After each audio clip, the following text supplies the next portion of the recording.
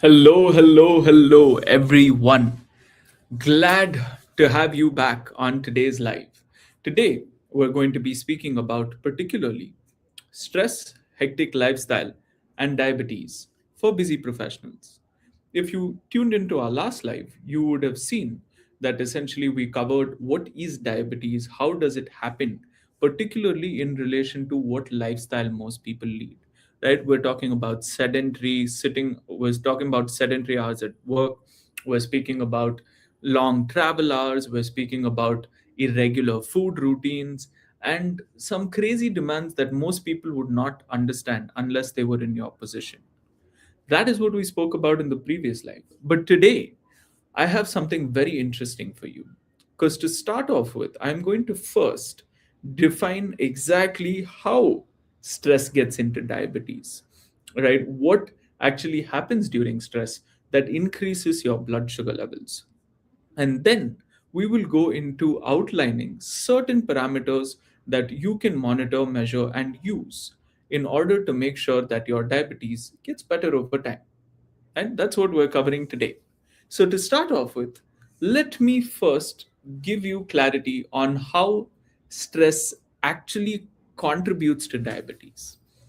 Because you see, the thing about stress is that most people look at it as if it is something that is a one off incident or it is something that is caused by something on the outside. But in reality, stress is actually something that is very normal to the human body. In fact, stress is so important that if your body could not go into the state of stress, none of us would have even survived the period of being cavemen, let alone make it to today's civilization. Right now, what do I mean by that? So, first, let's talk about where stress actually came from. So, let's say that you were a hunter or a gatherer. You're in the bushes somewhere and you're hearing this loud growling noise. Right? So, you know that there is a wild animal, but you know that that wild animal is not exactly in front of you. So, now your body starts to panic, right? You can feel your heart rate go up, you can feel your body get jittery, your eyes are looking everywhere. And that is essentially how stress was designed, right? It was designed to look at certain predators that would force us to act in a state of huge amounts of energy just to survive. That is how stress actually came about when it came to normal human life. Now, let me first also describe what used to happen during that period of time. Right? So, you saw a wild animal in the bushes, you identified where it was. What are you going to do? You're going to run in the opposite direction. Right? Now, running in the opposite direction would have signaled to your body that you have escaped, or at least when you don't see the wild animal or the predator around you, your body would assume that you have escaped successfully. And now stress comes down. That's how stress was designed first. But today, if I had to take the same example, right, stress is sort of like hearing an animal when you're in the bushes, but not being able to see it continuously, right? For example, let's say you have a 10-year goal, whether it's in your workplace or your personal life. You will start to imagine that goal some 10 years ahead. Reality is, it doesn't exist, right? Only the present exists. But what happens in your brain is it's stressing about a predator that it can hear a growl in the bushes, but you don't know where the predator is. That is today's stress, right? Continuous emails, continuous trauma that you had from dealing with either your boss or with difficult customers that keeps making your brain go in loops and loops and loops. That is what we define as stress now. But funnily enough, the human body doesn't know the difference between you running from a wild animal to you actually getting a life threatening email. So it's funny because we as humans, we have been around for roughly around 300,000 years, right? The first human being traced back to somewhere in Africa.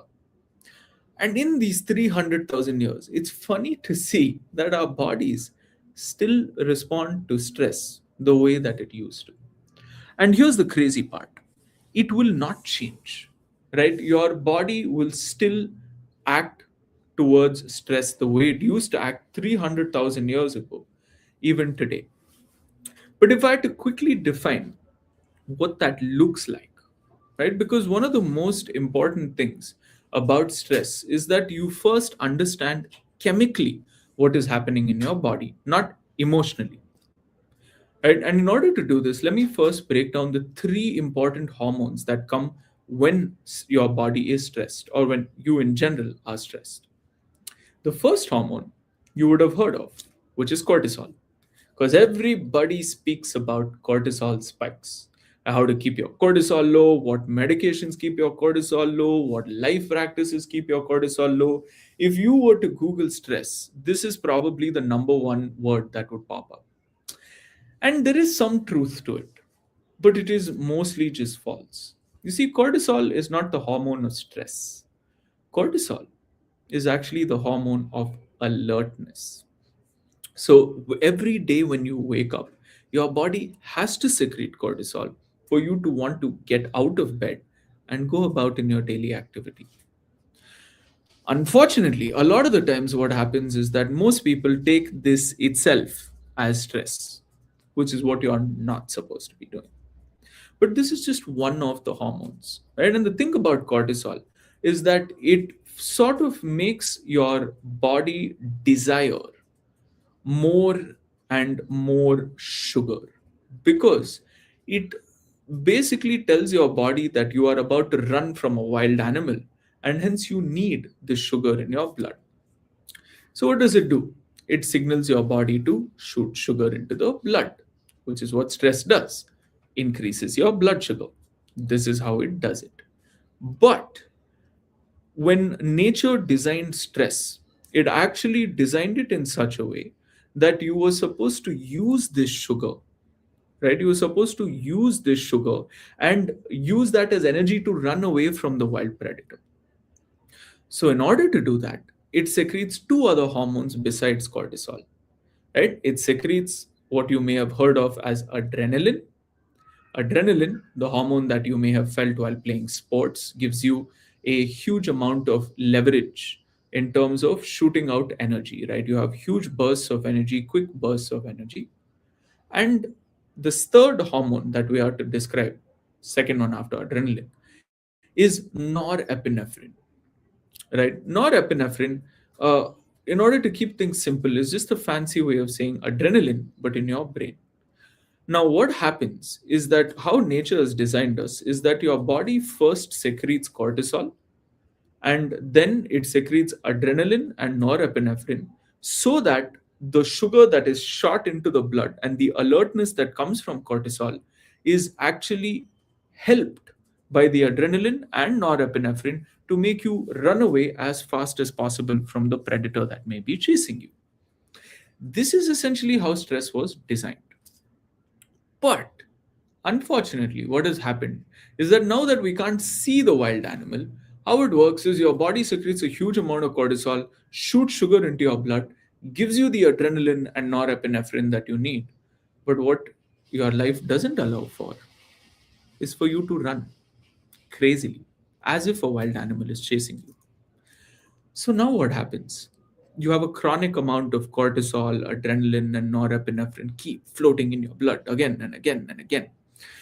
And of course, this has adverse effects, right? It increases your average blood pressure, which is why they say stress causes BP. It further activates certain centers in your brain. For example, the fear center, otherwise known as the amygdala, is activated more when you are stressed, and it reduces activation in the human part of the brain. See, quick thing about the brain is that humans have three brains. We have the lizard brain, we have the mammal brain, and we have the human brain, right?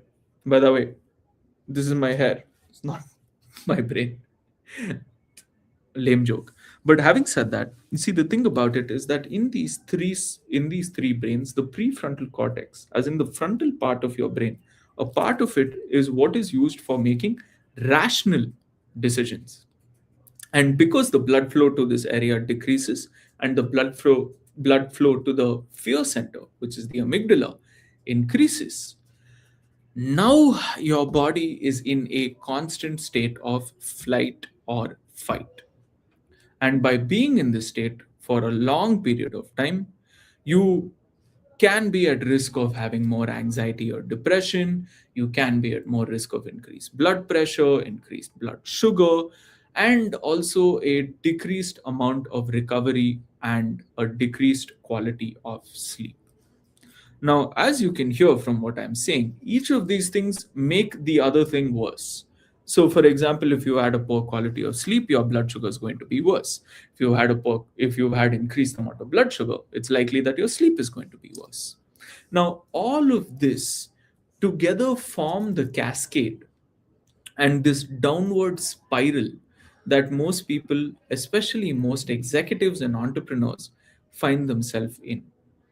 Because essentially, what is happening is that their brain is compromised during stress, but they happen to use their brain to control their brain, even when the brain is compromised. And this essentially is the issue that we are facing. Because when you get stressed, generally what will people tell you? They'll be like, life doesn't matter, like we are just a small speck in the universe. I've heard that a lot. And if you've heard that a lot, you can drop that in the comments. But there are other things people will tell you. This won't matter in 20 years. This won't do that. That won't do this. But in reality, what is happening is that your body is filled with cortisol, adrenaline, and norepinephrine. Until you remove this adrenaline component from your blood, your body will not signal to you that you are safe. So, unfortunately, what happens is that during this period of time, most people try to improve their breath work. But you see, the thing with breath work and stress is that it may make you feel better than not doing breath work. But it takes years of practice to get your breathing to a point to actually remove stress from your body. Unfortunately, most of us have never had this time and neither will not have the time in the future to actually deal with it. This is where things get tricky, right? Because now you know what stress is, you know how the chemical way of how stress responds, or the way the chemical equation of stress. And now you may be able to remove the emotional component, because whether you are pissed at your boss, you are pissed at your wife, you are pissed at your job, or you're pissed at your own decisions in life, you will all of these stresses are the same to the body. So emotionally it may feel different, but chemically it is all the same. So now the question comes down to, okay, Samarth, now I know about stress, now I know what the chemical composition is like, but how do I use this in my day to day, where I barely have time to move out of meetings or calls, where I cannot control what I eat because I travel so frequently? My wife isn't cooperating because she has to make a whole bunch of food that nobody else in the family has to eat but me. And I myself personally am not very happy with doing all those things. What am I supposed to do? And if that's what you have thought, then this life is for you, right? Because essentially that is what we're going to cover now. And you see, the fundamental reason why I explained to you what stress was and how it happens in the body is because you need to understand how to get rid of stress evolutionarily, right? What is the human design and how we can use that to actually get rid of stress rather than imagining something new that never existed in nature to begin with, right?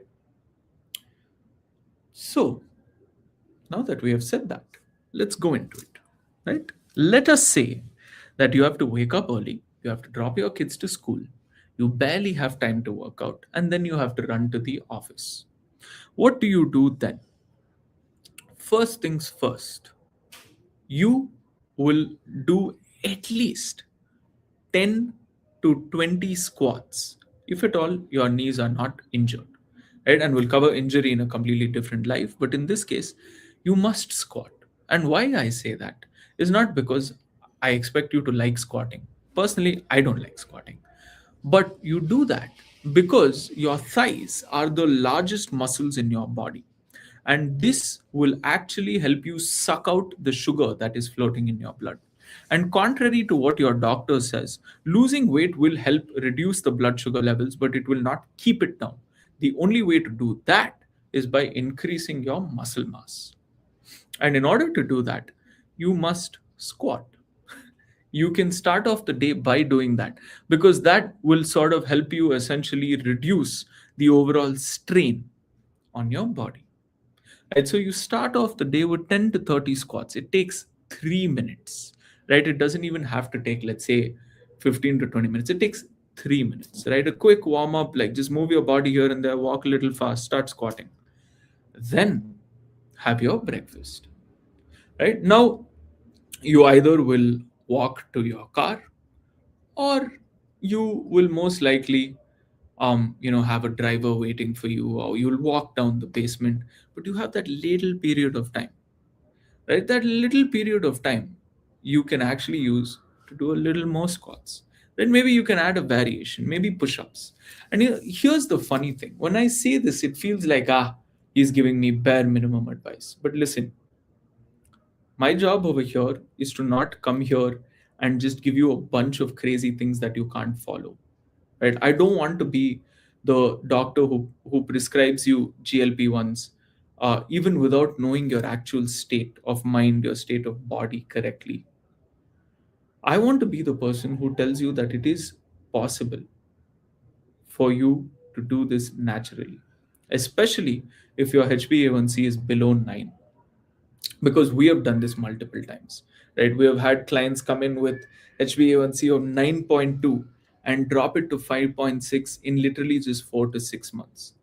Obviously, that is a great case scenario, not the best, but it is a great case scenario. But an average individual in our platform tends to drop HbA1c from, let's say, if they start at 9 to a 7 within 5 to 6 months, and they barely tend to lose weight. Think about that for a second. Because if you have heard that losing weight is the way to get rid of diabetes, let me first clarify that it is not. And let me tell you why. Because I'm sure your doctor would have said something very different. Right? You see, the thing about walking is that it helps your body burn the energy that may already be there, that is floating in your blood. Your blood may get cleaner as a result of it. But long term, what happens is that the accumulation of sugar in your blood that came from eating the food and not having the muscle to take it away will happen again. So, again, you have to go for walks and you will keep walking. You will end up burning through most of your muscle if you're not strength training and eating protein. And then what will happen is that at a lower weight, your HbA1c will be higher than the last time. We have seen this in multiple um, uh, clients of ours. In fact, you will see a lot of my LinkedIn posts written on this, because this is something that is not spoken about. The average Indian diabetic is skinny fat. They're not obese like the people that you see in US who have diabetes. It is simply because in the journey of losing weight, what they do is they increase their walking, maybe go running, maybe go swimming, maybe do some cycling, and reduce the food that they eat, maybe in dinner, or reduce some junk. This is better than doing nothing. Let me clarify. But it is not what will get you out of what got you in. This is something that you need to remember. Right? And in order to address this is why I give you simplistic life hacks. For example, doing squats in the morning. Doesn't have to be something crazy, doesn't have to be something elaborate. You don't have to confuse your muscles. There's no such thing as confusing your muscles. You just have to do the same thing again and again and again. And you need to get yourself to do it correctly, especially if you don't have a coach. But by doing this, what happens is that automatically your blood sugar starts to come under control in the morning. And by the way, when I say 10 to 30 squats, this is also published on a very recent study that proved that doing squats, even 10 to 30 of them, is far more beneficial than a 30-minute brisk walk. And if you're an executive or an entrepreneur who doesn't have time, the 30 minutes can really make a difference. So, squat more, think less. But having said that, This forms the foundation of the beginning of the day, which you have to get right if at all you would like to move ahead with it, or essentially to get other things right during the day. Because I have seen that this sort of has like a domino effect. You do something in the morning that makes you a little more conscious, and that sort of carries on for the rest of the day. Then what you do, you eat breakfast before going to work, or maybe you eat breakfast at work. What to do over here? The first thing that you're supposed to do is you're supposed to ensure that every bite either has some level of protein or fiber in it, right? And if you're a vegetarian, I would like to mention that dal, legumes, lentils, nuts are not sources of protein. They're secondary sources of protein. They're not primary sources of protein. So if you eat a lot of them hoping that you'll get your protein intake in a day, first of all, you will not, because it's just so carb dense. And second of all, it may increase your HbA1c levels because you've eaten so much carbs. Right? Just a thing to keep in mind. So as you do this and you add protein to the beginning of your breakfast, now your body starts to come in control. I have heard from many clients that by simply doing this, they were able to reduce the energy crash that they used to have in the mid afternoons or evenings. Right? So this is a simple but very important tip that you can take away. Now, with that being said, right, then is the rest of the day. Rest of the day, obviously, you want to try walking around. If you have a phone call on audio, walk with walk while talking, right? And if you don't, now what do I do, Samath? All my work is just laptop stuff, me doing this and being on video call. What do I do? If this happens to be the case and you happen to be at work, please use the stairs to your advantage. Excuse me. Use the stairs in a sense that climb down, walk up fast, increase your heart rate. By doing this, again, your body will at least start to get rid of the little bit of stress that would have started accumulating during the day. Now, by doing this in itself, here are like these small changes that were spoken about. But what after that, right? Samath, I feel so much cravings to drink tea in the evening. I know it has sugar, I love sugar in it, but I can't stop. Look, the thing about this is that what you are now playing, getting rid of diabetes, it's not that you get rid of it and you go back to normal, right? We are playing something that you call an infinite game, which means that you play this game to get better at playing this game. Health is an infinite game, right? You play today to get better at it tomorrow. Similarly, business is also an infinite game. So do not use finite rules. Like, don't just cut off things that you cannot live without and then go back crashing, because this game is long, man. You want this game to go on for the rest of your life because you want to be healthy for the rest of your life.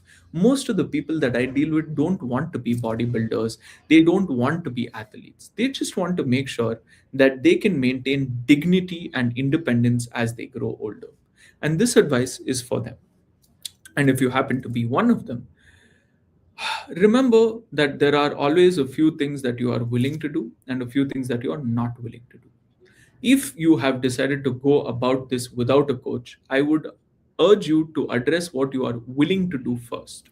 If you are going with a coach or a team of coaches, then let the coaches address what needs to be done, right? Don't and I see this a lot. Like, a lot of people try to act smart because they've read a couple of articles and they've heard a doctor or two speak on YouTube.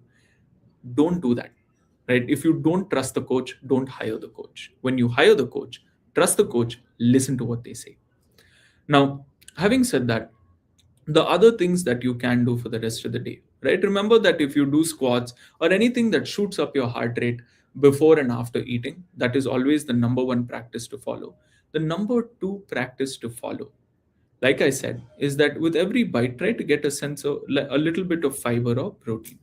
These are the two basic things that you can do, right? And in order to get rid of that sugar, that adrenaline, that jitteriness that comes with stress, the best way to do it, if you're not a pro at breathing, is to focus on physical activity, particularly physical activity that either increases your heart rate by a lot, right? And of course, this doesn't apply if you've had like stunts or a series of high blood pressure incidents, or even a family history of high blood pressure, but it applies to most of the people who don't have that issue. And if you cannot increase your heart rate, for example, you're a heart patient, make sure to do things that uses your muscle and also grows them.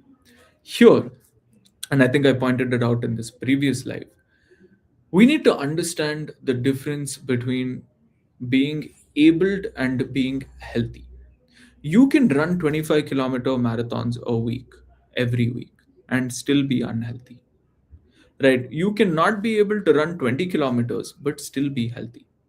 And this is where the difference between using your muscle versus growing your muscle comes in. Most people think that by walking long distances, your body, because it uses your legs, it will grow your legs and make it stronger. That is not true. Because if that were to be true, then marathon runners would have massive legs. But in reality, they actually have very little legs. That is because their body uses the muscle and actually burns it for energy when they are doing long distances. So, squatting helps you gain muscle, walking helps you improve your cardiovascular health, but also uses your muscle to a point where you can lose it, especially if your nutrition isn't on point. Now, this is the basic way of dealing with stress. First, right, get the physical activity, either shoot up your heart rate or use your muscles. Then, and only then, go into breathing. And when I say breathing, I mean stimulate your vagus nerve. Your body has a nerve called the vagus nerve that goes all the way at the back of your spine, like literally on your spine.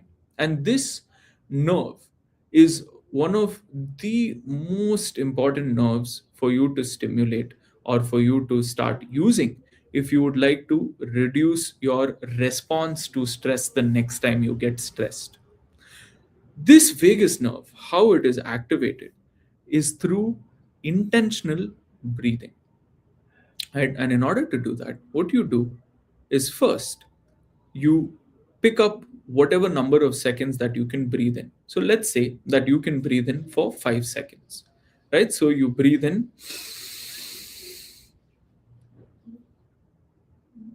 hold your breath for 5 seconds,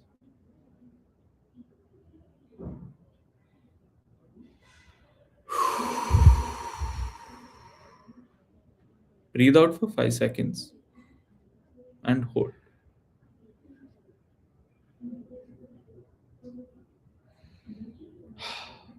That is essentially how this works. Most people you may know this method as box breathing, which is you inhale for X seconds, say 5 seconds, hold for 5 seconds, exhale for 5 seconds, hold again for 5 seconds.